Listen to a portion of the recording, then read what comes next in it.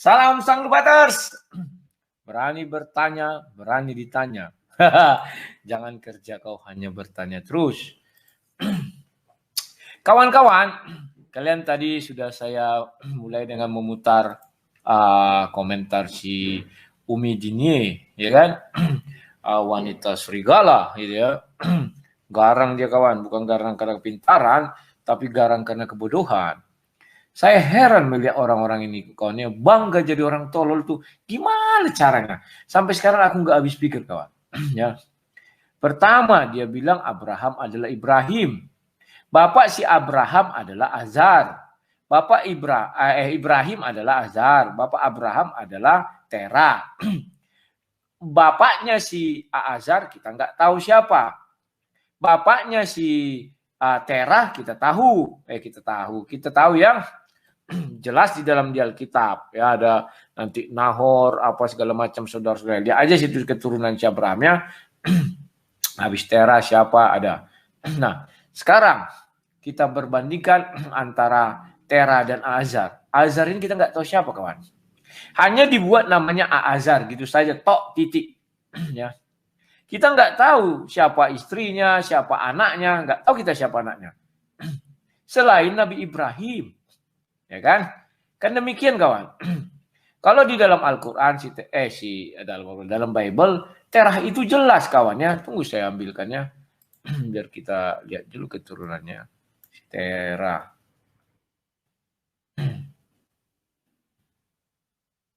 Dan Azar inilah yang membuat patung-patung berhala katanya kan.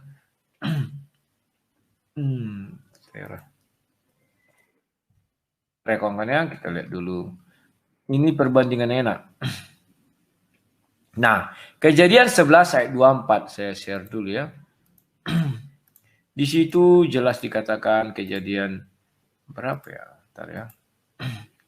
Kejadian 11 ayat 24. Nah ini ya. Ayat 24 ya. Nah ini. Setelah Nahor hidup 29 tahun ia memperanakkan Terah. Sekarang si Azar bapaknya siapa? Ya kan? Kita tidak tahu kawan. Azar ini dari mana? Kita nggak tahu. Ya kan? Terus bagaimana cara dia menyamakan Ibrahim dengan Abraham? Ya kan? Ibrahim mendirikan Ka'bah. Abraham tidak pernah mendirikan Ka'bah. Ya kan? Dasar-dasar Baitullah kan Ka'bah itu ya. Abraham tidak pernah dibakar hidup-hidup. Ibrahim dibakar hidup-hidup. Zamannya Nebukadnezar ya. Sementara yang dibakar hidup-hidup Bible menceritakan Sadrak, Mesak, Abednego. Ya kawan-kawan. Jadi ini sudah kekeliruan besar kalau menyamakan. Makanya saya bilang orang-orang sakit jiwa saja yang menyamakan Ibrahim adalah Abraham. Ya kawan-kawan. Dan menyamakan Terah adalah Azar. Itu kan dari bahasa Suriah katanya kan. Dari bahasa hantu belau lah itu dari mana-mana ditangkap dia itu ya. Kalau dia membilang bahasa-bahasa Suriah segala macam itu. Sekarang saya tanya. Makin mati kutu dia kan. Ketika Allah SWT berfirman kepada Nabi Muhammad. Itu dikatakan menggunakan bahasa Arab. Bukan menggunakan bahasa apa kan Syria ya. Bukan ada ayatnya kawan. Masing-masing nabi datang dengan bahasanya masing-masing ya kawan. Tidak ada yang dikarang-karang orang ini itu. Oh itu Azar nama Syria katanya. Oh ya begitu ya. Oh. Ya kan? Nanti dibilang oh Musa itu nama Yahudi katanya. Kenapa nggak ditranslate sekalian ke dalam bahasa Arab? Bahasa Arabnya Musa apa? Ya kan? Biar langsung sama. Kan demikian kawan. Saya nggak ngerti orang-orang ini apa yang dipikirkan dia. Sekarang lagi, si Ibrahim itu hidup di tanah Arab. Bahkan mendirikan Baitullah itu. Sementara Abraham, dia masih di tanah Urkasdimit ya, Kanaan jadinya, merantau dia ya. Dia di situ kawan. Bagaimana dia tiba-tiba berada di dataran Arab sana? Kan demikian kawan. Bagaimana dia membuat batu Azar Aswad dengan anaknya Ismail? Sementara di Bible tidak ada diceritakan batu ajar aswad. Dari situ aja sudah beda, kawan. Ya, tidak pernah di Bible dikatakan Abraham dan Ibrahim menerima batu ajar aswad dari Ismail. Abraham menerima batu ajar aswad dari Ismail dan menaruh di dinding Ka'bah. Nggak ada itu. Ngarang-ngarang. Tetapi makanya saya bilang bangga jadi orang sinting itu enak, kawan. Tak ada dosa kayak sultan, kawan. Ketawa-ketawa ya kan. Oh, mengatakan orang bego tolol padahal dia bego dan tolol. Lucu saya melihat. Aduh. Memang begitu indah, kawan. Hidup dalam ketololan itu indah, kawan ya. Kenapa saya bilang indah? Ya indah. Gak ada yang protes kok. Kan udah saya bilang banyak hak-hak eksklusif yang diberikan oleh dunia ini kepada orang-orang bego dan tolol atau orang-orang sinting sekalian ya. Buktinya dia tidak akan bisa ditahan, dipenjarakan, ditangkap. Dia dilindungi, dibackingi undang-undang kalau di Indonesia pasal 44 KUHP itu. Hebat kawannya. Ya kan?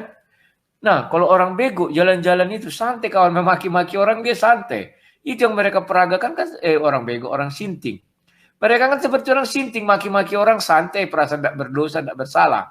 Itu hanya bisa kita lihat di dalam orang-orang gila, kawan. Ya, kawan. Bangga jadi orang sinting itu satu karunia itu bagi mereka, kawan. Heran saya, heran. Aku Herman. Heran saya. Ya.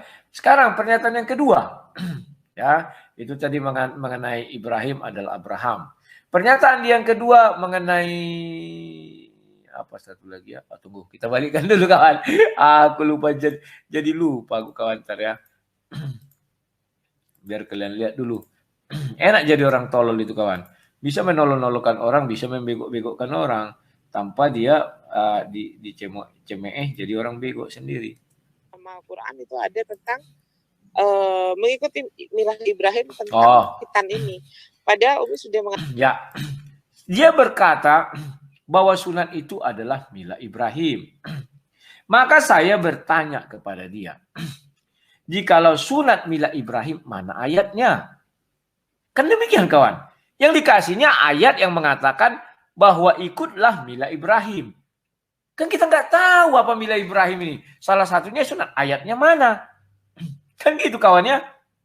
Paham kalian maksud saya? Contoh, Abraham mengatakan, ya, ajaran Abraham itu adalah ajaran sunat. Mana ayatnya? Udah dibuka, Kejadian 17. Oke, ada. Milah Ibrahim, oke, buka dari Al-Quran. Ada nggak milah Ibrahim itu sunat? Tidak ada, kawan. Tidak ada. Ya kan? Lantas dari manalah perintah sunat ini? Mereka tidak tahu sunat itu apa. Ya kan? Kenapa saya katakan tidak tahu? Bahwa sunat itu definisinya pemotongan dipotong ujung daripada kemaluan itu. Di luar itu namanya bukan sunat.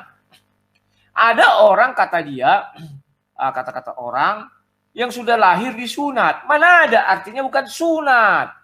Definisi sunat saja dia nggak tahu, begonya nggak ketolongan, tetapi bangga, kawan, seperti orang pintar, cerdas. Heran saya, kawan. Betapa hebatnya orang ini jadi orang tolol.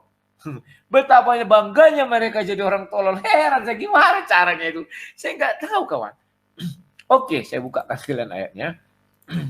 Biar kita lihat apa sih definisi sunat. Jadi jangan sembarangan dong. Ini definisi sunat ya. Ayat 17. Kejadian 17. Nah, ini. Jadi kalau ada yang mengatakan orang lahir dari sunat, dia nggak ngerti sunat, terus siapa yang memotong? Ya kan? Makanya saya bilang bangga jadi orang goblok itu satu karunia. Ini gimana? Belum ganti-ganti. Baru ganti dia. 17. Ini. Ya, nih. Haruslah dikerat. Inilah ya. Harus dikerat kulit katamu. Dan itu akan menjadi tanda perjanjian antara aku dan kamu. Ini ya. Inilah perjanjianku yang harus kamu pegang, perjanjian antara aku dan semua keturunan. Yaitu setelah kamu harus sunat. Ini sunatnya harus disunat. Definisi sunat itu apa? Harus dikerat kulit katamu. Dikerat itu gimana? Dipotong. Jadi kalau dia lahir sudah dikatakan bersunat, itu cacat. Cacat fisik, di mana Tuhan sudah menciptakan seluruh manusia itu memiliki kulit khatam itu. Kalau itu sudah katanya tidak ada, berarti cacat fisik lahirnya. Karena definisi dari Bible itu, kawan, sunat itu harus dipotong. Siapa yang memotong? Nah, bebas potong sendiri juga bisa. Kalau kayak Syabram kan sudah berapa tahun ya, 80 tahun atau berapa dipotong itu. Kalau dari mereka 90 tahun dipotong pakai sejenis kapak. Ngeri, kawan. Potong sendiri, kawan. Kalau dipotongkan bisa. Jadi mereka ini orang-orang yang tidak tahu apa definisi daripada sunat itu, kawan ya. Nah, sekarang dia ngotot bahwa itu adalah milah Ibrahim. Ya, saya bilang, silakan kamu mau bilang apa. Sekarang yang saya tanya, saya bilang, mana ayatnya bahwa Nabi Ibrahim disunat? Tidak ada. Lah terus dari mana kau tahu? Saya bilang, dari Kejadian 17 katanya. Unik, kawan. Loh, kenapa kamu mengambil Kejadian 17? Saya bilang, ya, Tuhan kami juga yang menurunkan kitab Kejadian. Sudah kamu pelajari. Tuhan Allah SWT tidak pernah mengatakan menurunkan kitab Kejadian. Yang ada adalah kitab Taurat.